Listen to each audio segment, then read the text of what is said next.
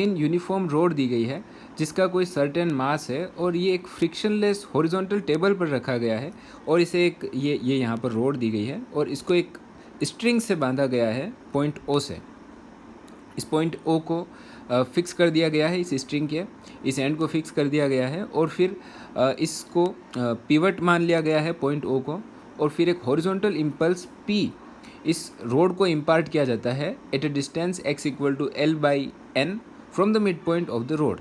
ये जो रोड है इसका जो मिड पॉइंट है यहाँ से x डिस्टेंस पर इस पर एक इम्पल्स इम्पार्ट किया जाता है, इम्पल्स दिया जाता है इसको और इम्पल्स जो है इसका मोमेंटम p यहाँ पर हम इसको प्रोवाइड करवा रहे हैं और फिर उसके बाद ये रोड इसके चारों और घूमना शुरू कर देती है। ओमेगा एंगुलर स्पीड्स है जिसे हम मान लेते हैं। तो हमें ये बताना है कि इस x की वैल्यू कितनी होगी। हम विचार करते हैं इस x की वैल्यू कितनी होगी। यहाँ पर इसने कहा है कि x को आपको l बाई n मानना है और n बताना है, तो बात वो एक ही है एक तरीके से। हम यहाँ पर एक तो एंगुलर इम्पल्स और लीनियर इम्पल्स दोनों कॉन्सेप्ट को यूज़ करके इस क्वेश्चन को सोल्व कर सकते हैं। अगर ये ओमेगा स्पीड से घूमता है और ये जो स्ट्रिंग है ये टाइट रहती है, इसमें किसी तरीके की बेंडिंग नहीं रहती है, तो इस केस में हमें x की वैल्यू या n की वैल्यू फाइंड करनी है। तो सबसे पहले हम लीनियर इम्पल्स की बात करते हैं। तो लीनियर इम्पल्स क्या होता है? लीनियर इम्पल्स का अर्थ है चेंज इन मोमेंटम, या फिर मान लीजिए आप किसी फोर्स f को dt टाइम तक लगा के रखते हैं किसी ऑब्जेक्ट पर, तो f dt इंटीग्रल ये लीनियर इम्पल्स कहलाएगा और ये बराबर होगा चेंज इन मोमेंटम के। सो हम मान लेते हैं कि फाइनल मोमेंटम इसका p हो जाता है और इनिशियल मोमेंटम जो था वो 0 था। इम्पल्स देने के बाद ही उसने मोमेंटम p ऑब्टेन करा और ये बराबर होगा मास टाइम्स। जब हम पूरी रोड की बात कर रहे हैं तो पूरे रोड का जो मोमेंटम होगा वो इस पूरी रोड का मास और इस पूरी रोड के मास को हम मल्टीप्लाई करेंगे सेंटर ऑफ मास के वेलोसिटी के, क्योंकि सेंटर ऑफ मास ऐसे ही बिहेव करता है जैसे पूरा मास उसी पर सेंटर्ड हो। ठीक है, तो ये हमारे पास आएगा p और -0, इसको हम नहीं लिखेंगे। फिर हम बात करते हैं कि जो सेंटर ऑफ मास की वेलोसिटी है ये होगी ओमेगा r के इक्वल, और r जो है यहाँ पर सेंटर ऑफ मास का पोजीशन वेक्टर हो जाएगा। अब सेंटर ऑफ मास कहाँ होगा? तो सिंपल सी बात है, जब हम इस रोड की बात कर रहे हैं तो इसका सेंटर ऑफ मास इसके बीचों बीच होगा और पॉइंट ओ से ये होगा l plus L by to distance पे। सो m omega l plus L by to which is 3l by two. So m omega 3l by two, ये हुआ लीनियर इम्पल्स। सो हमने लीनियर इम्पल्स ऑब्टेन करा। अब हम बात करते हैं एंगुलर इम्पल्स की। सो एंगुलर इम्पल्स जो होगा वो यहाँ पर किसके बराबर होगा, हम इस बात पे विचार करते हैं।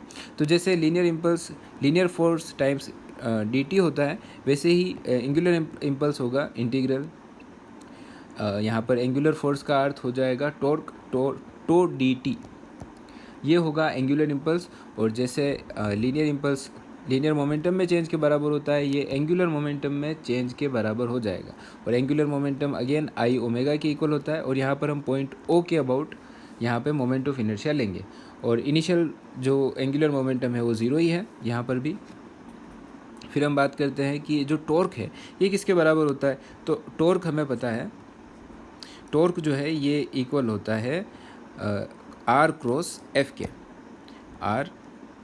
r जो है ये पोजीशन वेक्टर है, जहाँ पर फोर्स अप्लाई किया जा रहा है उस पॉइंट का पोजीशन वेक्टर क्रॉस f और फिर इंटीग्रल dt। और o के अबाउट जो हमारा मोमेंट ऑफ इनर्शिया होगा इस रोड का, इस पॉइंट o के अबाउट, इसके लिए हमें पैरेलल एक्सिस थ्योरम लगानी पड़ेगी। हम इस सेंटर ऑफ मास से पास होने वाली एक्सिस से जो हमारा मोमेंट ऑफ इनर्शिया होगा वो हमें पता है, वो होता है ml²/12 रोड के लिए।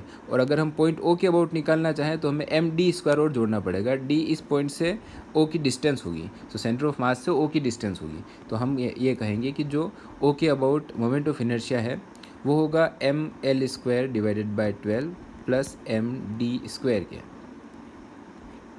फिर हम इसे और सॉल्व करेंगे। यहाँ पर हम इस r को इंटीग्रल के बाहर ले सकते हैं, तो हमारे पास आ जाएगा r cross f dt equal to ml²/12 plus mass times यहाँ d की जो वैल्यू होगी वो हो जाएगी l plus L by to. Centre of mass से हमारी o की distance l plus L by to हो जाएगी। इस पूरे को मल्टीप्लाई करेंगे हम ओमेगा से। फिर अगेन इसकी बात करते हैं, तो आर क्रॉस एफ की डायरेक्शन क्या होगी, आप ये देखिए। अच्छा एक बात और, ये इंटीग्रल एफ डी टी जो है ये हमारा लीनियर इम्पल्स है, और लीनियर इम्पल्स जो है पी के इक्वल आया था क्योंकि इनिशियल मोमेंटम ज़ीरो है। अब हम बात करते हैं आर क्रॉस पी की, तो हम ये देखते हैं कि आर क्रॉस पी की वैल्यू क्या होगी।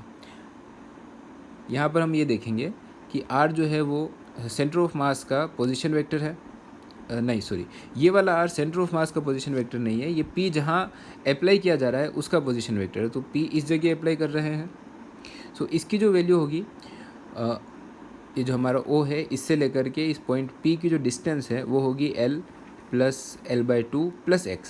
सो हम यहाँ लिखेंगे L plus L by two plus X. So R की जो वैल्यू होगी वो होगी L plus L by two plus X. और क्रॉस प्रोडक्ट की यहाँ पर चिंता करने की आवश्यकता नहीं है क्योंकि आर और पी के बीच में 90 डिग्री एंगल है।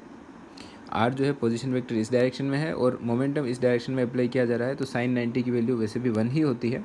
दूसरी बात यह कि ओमेगा और हमारा जो यहाँ पर टॉर्क है दोनों की डायरेक्शन सेम है, टॉर्क ही ओमेगा प्रोड्यूस कर रहा है। सो हमें इस वेक्टर इक्वेशन को सिंपल स्केलर इक्वेशन की तरह भी ट्रीट कर सकते हैं क्योंकि सारी चीज़ें एक ही डायरेक्शन में है। और यहाँ पर जो लीनियर मोमेंटम है इसकी वैल्यू भी हमने ऑब्टेन कर ली थी। लीनियर मोमेंटम की वैल्यू हमने यहाँ पर 3m omega L by to obtain करी थी, तो हम ये यहाँ पर लिख सकते हैं 3m omega L by to. Overall ये इक्वल आएगा, इधर वाली क्वांटिटी को हम सोल्व करेंगे, यहाँ एक स्क्वायर है, ये है 3l बाई टू का स्क्वायर, और हम ml स्क्वायर को दोनों में कॉमन ले लेंगे, तो हमारे पास यहाँ अंदर बचेगा 1/12 प्लस 3l बाई टू का स्क्वायर था जो कि आएगा 9l square by 4। ml square को बाहर लेने के बाद अंदर 9/4 बचेगा और ओमेगा बचेगा। फिर हम यहाँ पर कुछ चीज़ें कैंसिल कर सकते हैं, जैसे m से m कैंसिल हो जाएगा, एक l से l स्क्वायर का स्क्वायर हट जाएगा, और थोड़ा फर्दर सोल्व करते हैं, ओमेगा से ओमेगा कैंसिल होगा। 1/12 प्लस 9/4 ये जब हम सोल्व करेंगे तो हमारे पास आएगा 28/12, और 28/12 को और हम काटेंगे तो हमें मिलेगा 7/3। सो यहाँ हमें मिलेगा 7/3l।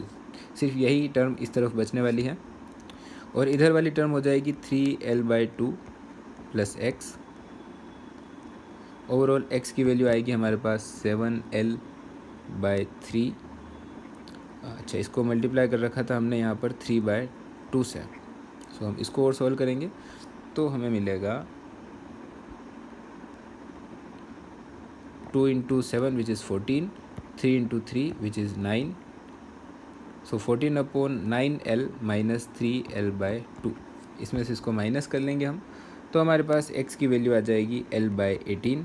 और इसने कहा था कि ये जो वैल्यू है आपको l बाई n के इक्वल करनी है, तो हमें n की वैल्यू मिल चुकी है 18, जो हमारा फाइनल आंसर होगा।